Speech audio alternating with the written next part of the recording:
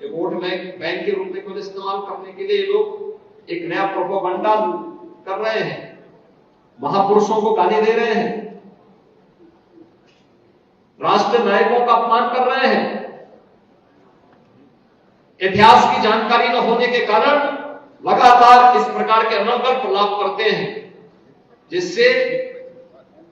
समाज में विद्वेष पैदा हो, जातीय संघर्ष खड़ा हो, आपस में लड़ाने की इस दुर्विसंधि के चलते लगातार माहौल खराब करने का एक प्रयास, लगातार करने का प्रयास हो सकोगे।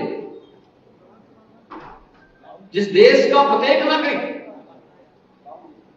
छत्रपति शिवाजी महाराज को सम्मान देता है,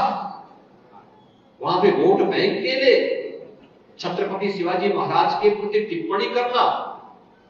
और औरंगजेब को महिमामंडन करना, ये देश के साथ कहां का न्याय है? जो बाबर एक आक्रांता के रूप में प्रत्येक भारतवासी मानता है, महाराणा प्रताप और महाराणा सांगा के शौर्य और प्रताप को दरकिनार करते हुए बाबर को महिमामंडन करना, जो जिन्ना देश तोड़क है, उस जिन्ना की तुलना में उस जिन्ना को महिमामंडित करके इस राष्ट्र की एकता के शिल्पी लौह पुरुष सरदार वल्लभ भाई पटेल को अपमानित करना, यह कुछ लोगों की जीवन का ध्येय बन चुका है और इससे सावधान होने की आवश्यकता है, क्योंकि लोग लगातार इस प्रकार का प्रोपेगेंडा रचने का कार्य करेंगे, लगातार करेंगे, अपने स्वार्थ के लिए इस प्रकार के मुद्दों को छेड़ने का प्रयास करेंगे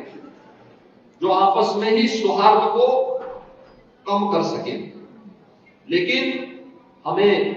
एक समृद्ध उत्तर प्रदेश के लिए,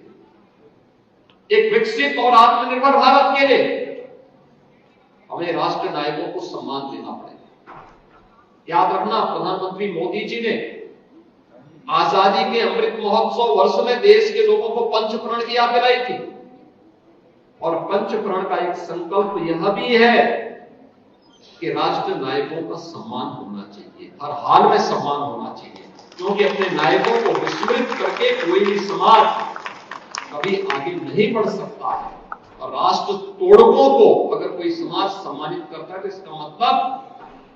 हम अपने लिए एक नई समस्या खड़ी करने जा रहे हैं। ये सब मौन है इस समय, मुर्शिदाबाद पे किसी का मुंह नहीं खुल रहा, बांग्लादेश में की घटना ने इन सबको चौराहे पर पूरी तरह नग्न करके रख दिया है, और इसीलिए आज के इस संवाद कार्यक्रम के अवसर पर मैं कहूंगा, अमर उजाला एक शानदार यात्रा के साथ आगे